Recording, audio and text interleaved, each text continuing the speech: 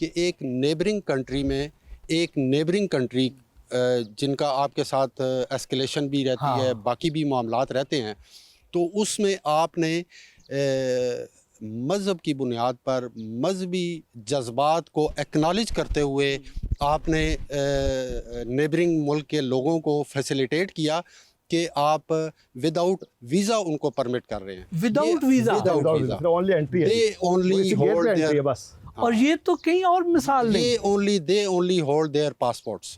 वो सिर्फ रिकॉग्निशन के लिए होती है। आपको पता है इंटरनेशनल डॉक्यूमेंट पासपोर्ट है, तो वो कि ये वहाँ से आए, शनाख्त तो पता चल जाए। बाकी आप देखें, मतलब इससे ज़्यादा, जैसे आगे ज्ञानी जी कह रहे हैं कि जी हमने अपने दिल भी खोले, हमने अपने गेट भी खोले, और हमने, आप कह लें इन अ सेंस के, अपने प्रोटोकॉल्स को भी बालाताक रखते हुए उनको विदाउट वीज़ा परमिट किया कि जी आप आएँ। और बड़ी साहब मैं आपको बताता जाऊँ, राजा साहब की बात को कंटिन्यू करूँ कि जो पासपोर्ट भी कहा ना, राजा साहब ने पासपोर्ट की शर्त है, पासपोर्ट के ऊपर हमारे पाकिस्तान की कोई स्टैंप नहीं है।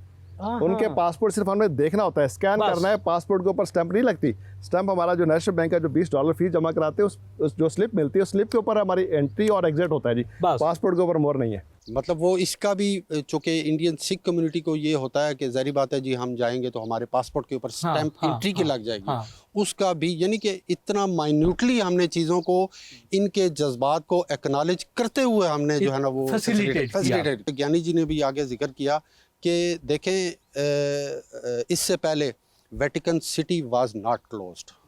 जंग अजीम हुई, वेटिकन सिटी क्लोज नहीं हुआ। ईरान इराक की जंग हुई, उस दौरान ज़ियारात क्लोज नहीं हुई।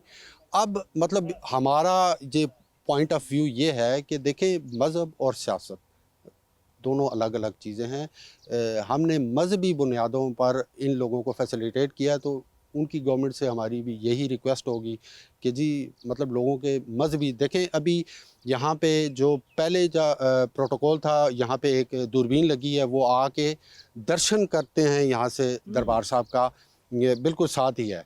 तो वो मतलब आज भी उनकी संगत आती है, वहाँ से दर्शन करके चली जाती है। आप उनके मजहबी जज्बात का अंदाजा, आप माथा नहीं टेक सकते। आप देखें ना उनके मजहबी जज्बात का, इस हवाले से आप रिलेट करें। बीइंग मुस्लिम मैं हूँ, अगर मैं मदीना पाक की मुझे वहाँ पे रिस्ट्रिक्ट कर दिया जाए कि आप यहाँ से आगे नहीं जा सकते, तो जो मेरे जज्बात होंगे वो हमारे सिख कम्युनिटी के इस हवाले से होंगे। और आप ये देखें ज्ञानी जी कि आप लोगों का दिल, आप लोगों के इंतज़ामात वो कितने वसी हैं। आज भी उन मेहमानों के लिए यहाँ पे लंगर बनता है, खाना बनता है, वो चाहे ना भी आए लेकिन खाना आज भी बनेगा। हमने उनके लिए पूरे इंतजाम किए हुए जी। जो राजा साहब वाली बात है ना कि कोई पता नहीं कब उनको तरस आ जाए, कब वो सिखों के जज्बात को देख लें। मोदी सरकार जो है, जो गोदी मीडिया है, और ये कह दे जी हमारी तरफ से गेट खुले और हम कह जी हमारा तो इंतजाम नहीं, ऐसा हम नहीं कहेंगे। और अल्लाह वो टाइम ना लेके आए, जैसे वो कह देना अभी आधे घंटे का टाइम दे जी, आधे घंटे बाद हमारे ज़ायरीन आ रहे हैं, तो हमारे इंतजाम कंप्लीट हर तरह से, वो मजहबी लिहाज से भी, वो एडमिनिस्ट्रेटिव लिहाज से भी, वो सिक्योरिटी के लिहाज से हमारे इंतजाम कंप्लीट हैं। और वहाँ पर सिखों के साथ क्या हो रहा है, उधर क्या उनको वो आज़ादियाँ, वो सहूलियात हासिल हैं इंडिया में? वो तो आप मीडिया पर देख रहे हैं जी, वहाँ पे सिखों के साथ जो हो रहा है वो आप देख रहे हैं जी। ये भी तो वो वही वाले सिख मांग रहे हैं ना, हम तो नहीं मांग रहे।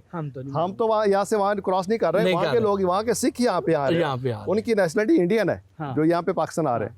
हमारा पाकिस्तानी तो कोई बंदा, बेशक मैं भी हूँ यहाँ पे, हेड ग्रंथी हूँ मैं, मेरी एक पोस्ट है यहाँ पे, मैं भी चाहूँ तो नहीं जा सकता। हम तो नहीं मांग रहे हमें रास्ता दो, हमने तो उनके लिए रास्ते खोले हुए। आप तो यहाँ पे अगर आज़ादाना गोल्डन टेम्पल जाना चाहें आपको नहीं जान देंगे, लेकिन उनको आपने इजाज़त दी हुई है और वो हुकूमत उनको इजाज़त नहीं दे रही यहाँ आने की, वो बीच में दीवार बन के खड़ी है। कौम आना चाहती है, सिख आना चाहते हैं, उनके दिल तड़प रहे हैं करतारपुर साहब के लिए, क्योंकि हमारी सर जो अरदास है, जो दुआ है, वो दुनिया में कोई ऐसा वक्त नहीं जा जिस टाइम पे जिस तरह नमाज नहीं होती, कोई टाइम ऐसा नहीं जो सिख मजहब के तो अरदास नहीं हो रही होती। पूरी दुनिया में कोई ना कोई पल होता है कि अरदास चल रही है।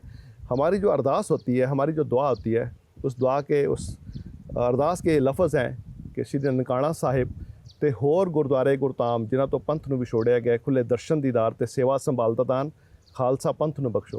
कि अल्लाह ताला के ननकाना साहब, करतारपुर साहब और बाकी जो गुरुद्वारे हैं जो बिछड़े हुए हैं सिखों से, उनके दर्शन दीदार, उनकी ज़ियारत का मौका सिखों को दिया जाए। ये तो हमारी अरदास है, ये तो हमारी फ़र्ज़ है हमारा कि हम ये अरदास करते हैं जी। और ये हम देखो, हम तो ये करतारपुर साहब की खिदमत कर रहे हैं, हम तो ननकाना साहब के दर्शन कर रहे हैं, लेकिन फिर भी हम अरदास करते हैं किनके लिए कर रहे हैं? इंडियन जो लोग हैं जो तड़प रहे हैं इधर के लिए, उनके लिए।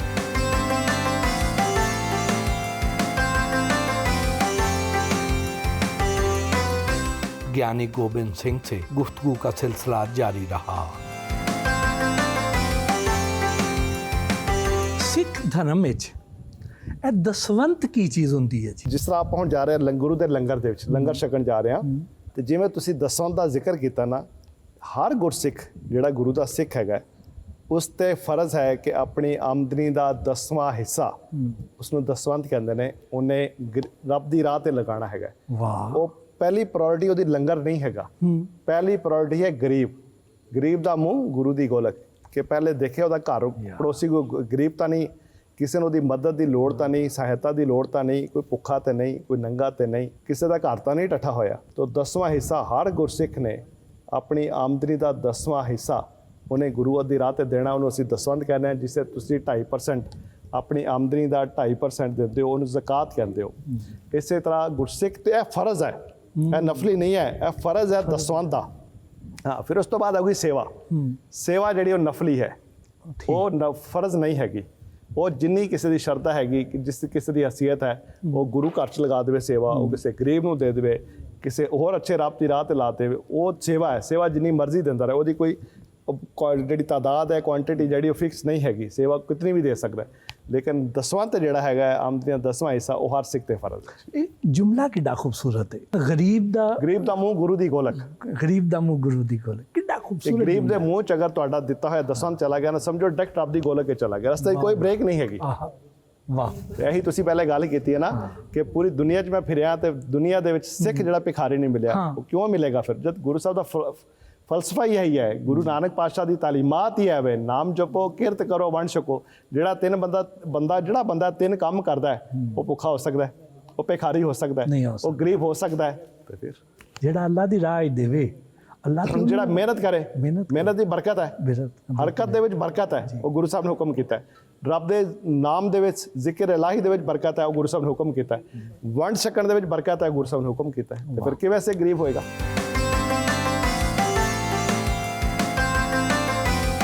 लंगर खाने में यात्रियों के लिए बनाए गए लंगर प्रसाद से हमारी तवाज़ो की। ज्ञानी जी, यह लंगर प्रसाद का तो आज मज़ा आ गया, बहुत अच्छा टेस्ट, क्वालिटी बड़ी अच्छी, तो यह पानी ने तो ठंड ही पाती है।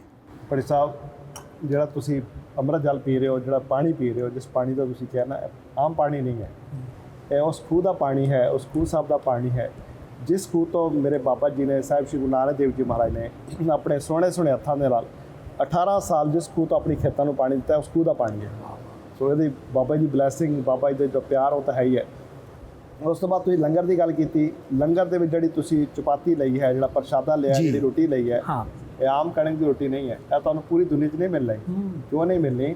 ਕਿ ਇਸ ਰੋਟੀ ਵਾਸਤੇ ਜਿਹੜੀ ਕਣਕ ਲਈ ਗਈ ਹੈ, ਇਹ ਕਣਕ ਵੀ ਬਾਬਾ ਜੀ ਉਹਨਾਂ ਖੇਤਾਂ 'ਚੋਂ ਲਈ ਹੋਈ ਹੈ, ਜਿੱਥੇ 18 ਸਾਲ ਬਾਬਾ ਜੀ ਦਾ ਪਸੀਨਾ ਡੁੱਲਿਆ ਹੋਇਆ ਹੈ, ਜਿੱਥੇ ਬਾਬਾ ਜੀ ਨੇ 18 ਸਾਲ ਖੇਤੀਬਾੜੀ ਕੀਤੀ। ਸੋ ਉਹਨਾਂ ਖੇਤਾਂ ਦੀ ਕਣਕ ਦੀ ਰੋਟੀ ਹੈ, ਪ੍ਰਸ਼ਾਦਾ ਹੈ, ਜਿਹੜਾ ਤੁਸੀਂ ਖਾ ਰਹੇ ਹੋ ਅੱਜ। ਬਹੁਤ ਮੁਬਾਰਕ ਤੇ ਪਾਕ ਤੇ ਪਵਿੱਤਰ ਲੰਗਰ ਹੈ, ਜਿਹੜਾ ਤੁਹਾਨੂੰ ਰੱਬ ਨੇ ਤੁਹਾਡੀ ਕਿਸਮਤ ਹੀ ਕੀਤਾ। ਵਾਹ ਵਾਹ ਵਾਹ। ਔਰ ਇਹ ਲੰਗਰ ਸਿਰਫ ਤੁਹਾਡੇ ਵਾਸਤੇ ਤਿਆਰ ਨਹੀਂ ਹੋਇਆ, ਇਹ ਲੰਗਰ ਡੇਲੀ ਰੂਟੀਨ ਹੈ ਸਾਡੀ, ਕਿ ਜਿਹੜੀ ਕੋਰੀਡੋਰ ਤੇ ਸੰਗਤ ਆਉਂਦੀ ਸੀ 500-550, ਉਹਨਾਂ ਵਾਸਤੇ ਡੇਲੀ ਬਿਲਾ ਨਾਗਾ ਲੰਗਰ ਤਿਆਰ ਹੋ ਰਿਹਾ। ਅੱਜ ਵੀ ਬਣ ਰਿਹਾ, ਭਾਵੇਂ ਸੰਗਤ ਨਹੀਂ ਆ ਰਹੀ, ਭਾਵੇਂ ਮੋਦੀ ਨੇ ਗੇਟ ਬੰਦ ਕੀਤੇ ਨੇ, ਪਰ ਸੰਗਤ ਵਾਸਤੇ ਲੰਗਰ ਸੰਗਤ ਵਾਸਤੇ ਬਾਕੀ ਸਾਰੇ ਇੰਤਜ਼ਾਮਾਂ, ਜਿਸ ਤਰ੍ਹਾਂ ਤੁਸੀਂ ਦਰਬਾਰ ਸਾਹਿਬ ਦੇਖਿਆ, ਉਹ ਡੇਲੀ ਸਾਡੇ ਰੂਟੀਨ ਨਾਲ ਚੱਲ ਰਹੇ ਨੇ ਜੀ। ਕਿ ਕੋਈ ਪਤਾ ਨਹੀਂ ਕਿਸ ਟਾਈਮ ਮੋਦੀ ਦਾ ਦਿਲ ਤਰਸ ਆ ਜਾਵੇ, ਉਹ ਕਹੇ ਜੀ ਮੈਂ ਸੰਗਤ ਭੇਜ ਰਿਹਾ, ਤੇ ਇੱਥੋਂ ਆ ਕੇ ਸੰਗਤ ਬਗੈਰ ਲੰਗਰ ਤੋਂ, ਬਗੈਰ ਪ੍ਰਸ਼ਾਦ ਤੋਂ, ਬਗੈਰ ਸੇਵਾ ਤੋਂ ਨਾ ਜਾ ਸਕੇ।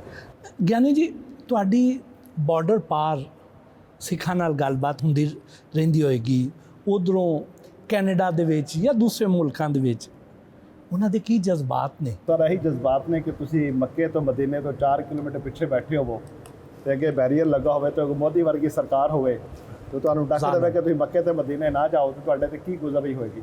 ਔਰ ਫਿਰ ਯਕਦਮ ਕੋਈ ਰੱਬ ਦਾ ਫਰਿਸ਼ਤਾ ਆਵੇ, ਉਹ ਬੈਰੀਅਰ ਅੱਗੇ ਹਟਾ ਦੇਵੇ, ਉਹ ਫਰਿਸ਼ਤਾ ਹੋਵੇ ਪਾਕਿਸਤਾਨ ਵਰਗਾ, ਤੇ ਬੈਰੀਅਰ ਹਟਾ ਦੇਵੇ, ਤੇ ਤੁਹਾਡੀ ਖੁਸ਼ੀ ਦੀ ਕੀ ਇੰਤਹਾ ਹੋਏਗੀ। ਔਰ ਤੁਸੀਂ ਲਫ਼ਜ਼ਾਂ ਹੀ ਬਿਆਨ ਨਹੀਂ ਕਰ ਸਕਦੇ। ਕੋਈ ਇਸ ਟਾਈਮ ਸਿੱਖਾਂ ਤੇ ਗੁਜ਼ਰ ਰਹੀ ਹੈ ਜੀ।